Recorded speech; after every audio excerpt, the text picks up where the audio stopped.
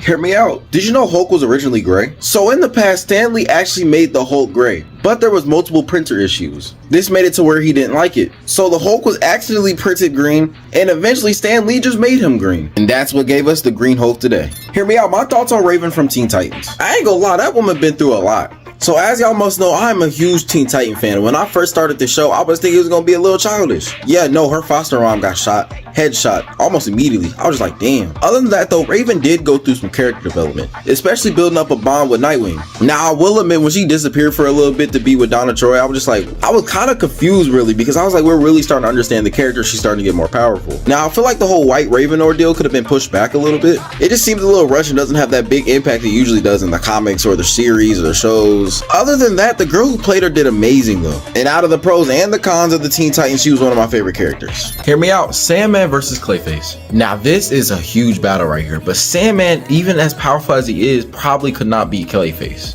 Let's talk about Sandman's powers here. He can convert his whole body to sand and become a big stature to knock down buildings, mountains, or whatever is in his way. Clayface, on the other hand, can shapeshift. He could also do that, or he could just become metal, even become a liquid. And you have to realize that is so much more useful compared to sand. Let's say he makes a giant fist out of metal, or even a giant fist of water. It's a dangerous game fighting Clayface. Hear me out, Deadpool versus Deathstroke. Another great battle. Listen here, they're exact copies of themselves when you really think about it, with different personalities. Same powers, but one is more skilled than the other, more tactical. One is serious while the other cracks jokes. But where they differ is training. Deathstroke was a World War II veteran. Not only that, trained in most martial arts, and one of the only people who can go toe-to-toe with Batman, and can master any weapon he uses. Now Deadpool is a scary person to fight because he just lets you hit him. He's kind of like Moon Knight, but not as dangerous. Now he has killed the Marvel Universe twice, but I think that's more of his crack-wising and his fourth wall breaking. So a one-on-one battle, I'm going 6 out of 10 times to Deathstroke. Maybe bring it up to 8 or 9. You have to realize Deadpool is immortal. He just can't die. That doesn't mean he'll win just because he can. Hear me out, Spawn versus Ghost Rider. I thought this would be pretty obvious, but the Spawn is technically hell related.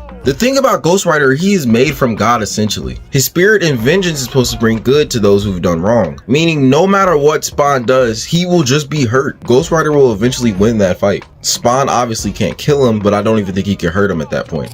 What do y'all think though? Hear me out, did y'all know Santa Claus trained Batman? So in the past, when Bruce Wayne was training, he went from master to try to learn every martial art and get better at his investigation skills. Well, in a confrontation with a vampire with Robin and Zatanna, Santa Claus came to rescue them, with Batman calling him Chris, and come to the realization Santa Claus trained Batman at a young age. Did y'all know this? Hear me out, Ben 10 versus Beast Boy. Now Beast Boy could transform into any animal, any mythical creature, things of that nature, but we're talking about Ben 10 here. What if Ben 10 just takes his DNA and does the same thing as him? And he will already be at prime level. Hell, he can just call Alien X on him. Not even Alien X, Atomics. Shoot, Big Chill, just somebody else. Y'all got me messed up. Y'all think Beast Boy can fight Atomics or Alien X. It got to the point where Ben 10 was easily beating Vilgax, who was beating heroes on different worlds. Yeah, it's over. I'm going Ben 10 10 out of 10 times. Hear me out, Denji versus Deku. Not a bad battle run. I have not got any anime battles. Alright, so I in fact have not watched Chainsaw Man. Let me know if I need to. But I have done some research, looked at a few threads, and even watched some clips.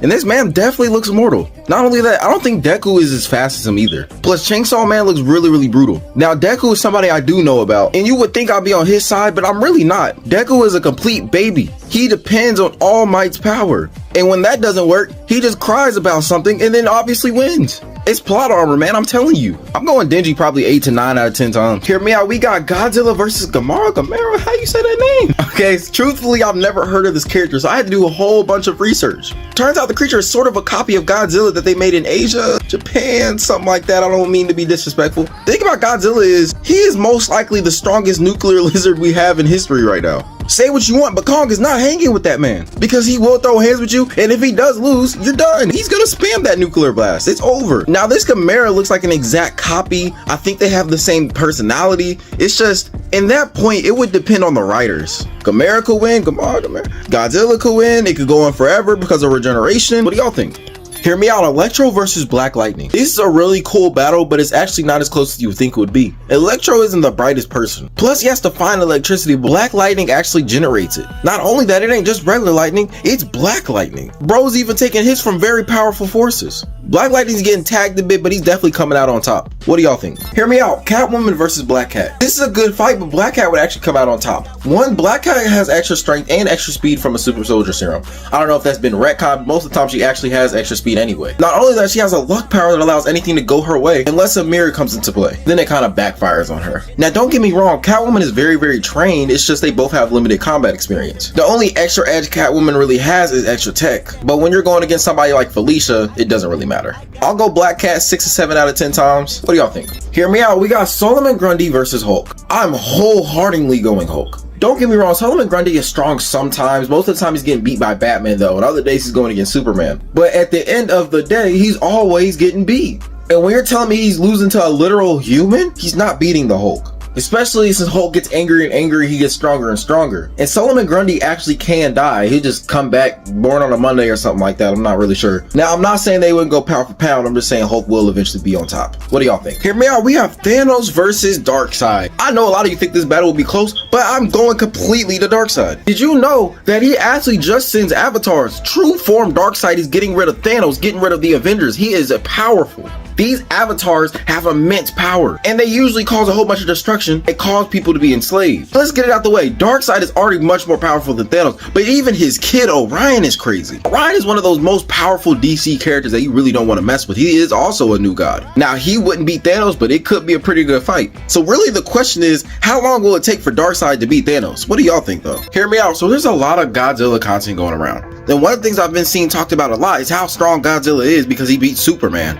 I just want to tell you, that is not correct. So technically, he did down him, yes, but it wasn't actually his fault. So DC's legion of villains were tired of losing to the heroes. So they broke into a vault to find some relics, and Toyman accidentally spawned Kong and Godzilla. But they wanted to use them, so they spawned him to the heroes.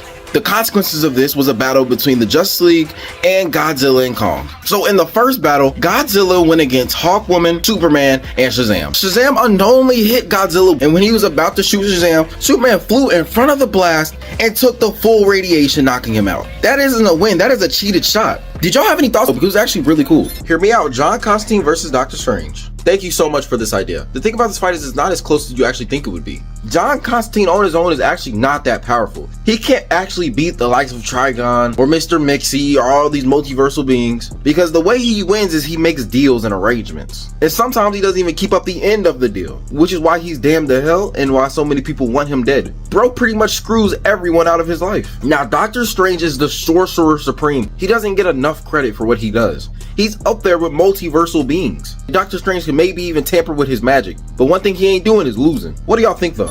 Hear me out, The Incredibles or Big Hero 6? A lot of you are gonna be mad, but I'm going with Big Hero 6. Big Hero 6 hit me like a train. It was an amazing movie. It was absolutely beautiful and the story was crazy. When Hero's brother died, I'd never seen that in a Disney movie before because I was a little shook. But even them making their own superpowers was kind of crazy too. Plus Baymax was awesome. And low-key a 10 out of 10 movie. I really can't find anything wrong with this except that there isn't a second one. Even the soundtrack, I love the song by Fall Out Boys in here. Immortals is goated. The movie is goated. The characters are goated. What did y'all think?